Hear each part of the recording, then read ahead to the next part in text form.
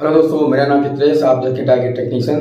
दोस्तों, आज के इस वीडियो में हम बात करने वाले हैं कि ट्रांसफार्मर में कितने प्रकार के टेस्ट होते हैं। यानी कि जो ट्रांसफार्मर होता है, जो हमारा स्टेप डाउन ट्रांसफार्मर होता है, जो कंपनियों में ट्रांसफार्मर लगा होता है या फिर जो आपके घरों के बाहर जो ट्रांसफार्मर लगा होता है, उस ट्रांसफार्मर में कितने प्रकार के टेस्ट ऐसे होते हैं जो 6 महीने पे या फिर साल भर पे किए जाते हैं, जिससे हमको ट्रांसफार्मर के ओवरऑल हेल्थ के बारे में पता चलता है। तो आज के इस वीडियो में मैं आपको यही बताने वाला हूं कि ट्रांसफार्मर में कितने प्रकार के टेस्ट होते हैं। दोस्तों, तो शुरू कर लेते हैं बगैर टाइम वेस्ट किए।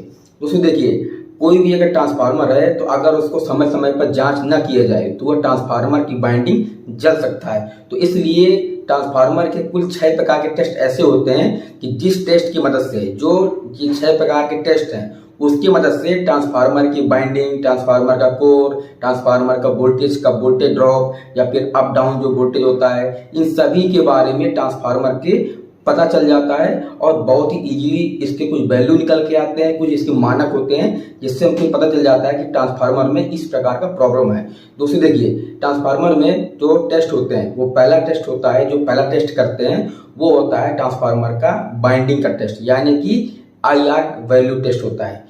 इंसुलेशन रेजिस्टेंस, दोस्तों इसमें क्या होता है कि जो ट्रांसफार्मर की बाइंडिंग होती है प्राइमरी और सेकेंडरी, तो यह टेस्ट IR टेस्ट ये मेजर के द्वारा होता है और ये ट्रांसफार्मर की प्राइमरी और सेकेंडरी दोनों बाइंडिंग पर होता है। अब इसको करते कैसे हैं? देखिए, इसको करने का 3 स्टेप में इसको करते हैं। इसके जो IR टेस्ट है इसको 3 स्टेप में करते हैं। पहला होता है लो वोल्टेज से अर्थ के बीच में, दूसरा होता है हाई वोल्टेज से अर्थ के बीच में, और तीसरा नंबर जो होता है वो लो वोल्टेज से हाई वोल्टेज के बीच में। तो इस तीनों टेस्ट से ट्रांसफार्मर की बाइंडिंग के ऊपर प्रॉब्लम है ये हमको पता चल जाता है। अब इसके बाद दोस्तों नंबर आता है मैग्नेटिक बैलेंस टेस्ट। दोस्तों, मैग्नेटिक बैलेंस टेस्ट से पता क्या चलता है कि जो ट्रांसफार्मर का कोर होता है तो उस पर जो बाइंडिंग होता है, तो दोस्तों जो कोर होता है ये कोर में फ्लक्स फ्लो होता है। आपने पढ़ा होगा, अगर आप ITI स्टूडेंट हैं या फिर पॉलिटेक्निक स्टूडेंट हैं तो आपने ये पढ़ा होगा कि जो ट्रांसफार्मर का कोर होता है तो उस पर बाइंडिंग बाउंड किया जाता है। तो जब उसमें EMF यानी कि करंट फ्लो होता है तो उसमें फ्लक्स फ्लो होता है।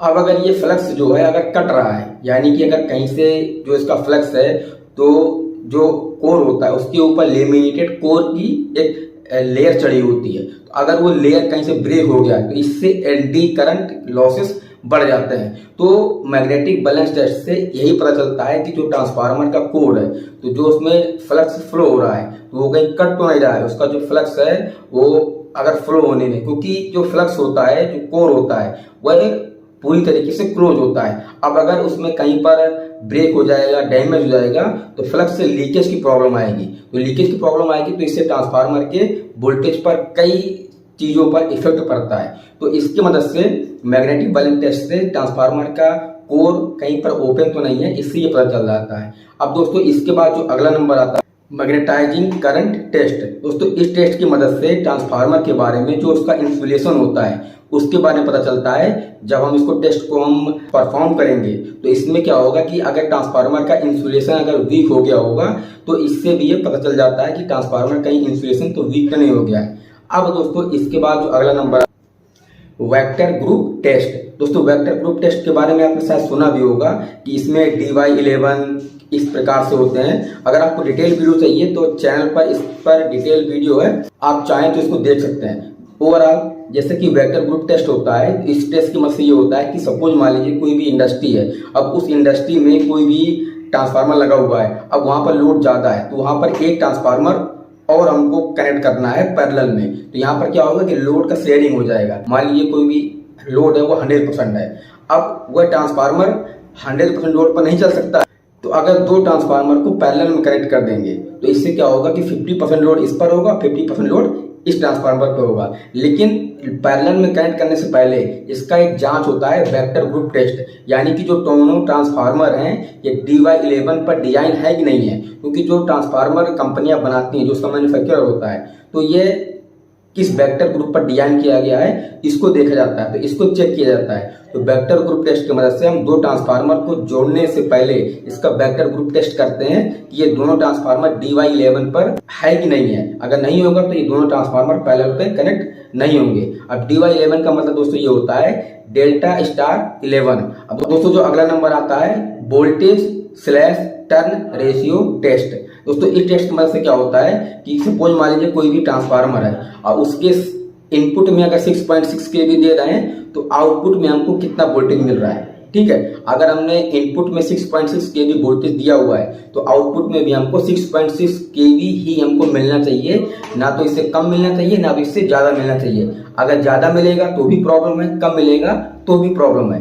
तो इसमें 10-5% का टॉलरेंस होता है। तो उस टॉलरेंस के बाद अगर 10% टॉलरेंस से अगर ज्यादा का उतार चढ़ाव होता है तो यहाँ पर इस टेस्ट की मदद से हमको ये भी पता चल जाता है कि इसका इनपुट में अगर हम 6.6 केवी वोल्टेज दे रहे हैं तो आउटपुट में हमको कितना मिल रहा है। तो अगला नंबर आता है वाइंडिंग रेजिस्टेंस टेस्ट। दोस्तों इस टेस्ट की मदद से ट्रांसफार्मर के जो प्राइमरी और सेकेंडरी वाइंडिंग है उसका I2R लॉस के बारे में पता चलता है। ठीक है, I2R लॉस दोस्तों आपने पढ़ा भी होगा कि I2 लॉस से क्या होता है कि जो ट्रांसफार्मर के वोल्टेज पर डिपेंड करता है। यानी कि अगर I2 लॉस ज्यादा होंगे तो इसमें वोल्टेज ड्रॉप की प्रॉब्लम आएगा, वोल्टेज कम आएगा या फिर वोल्टेज ज्यादा आएगा।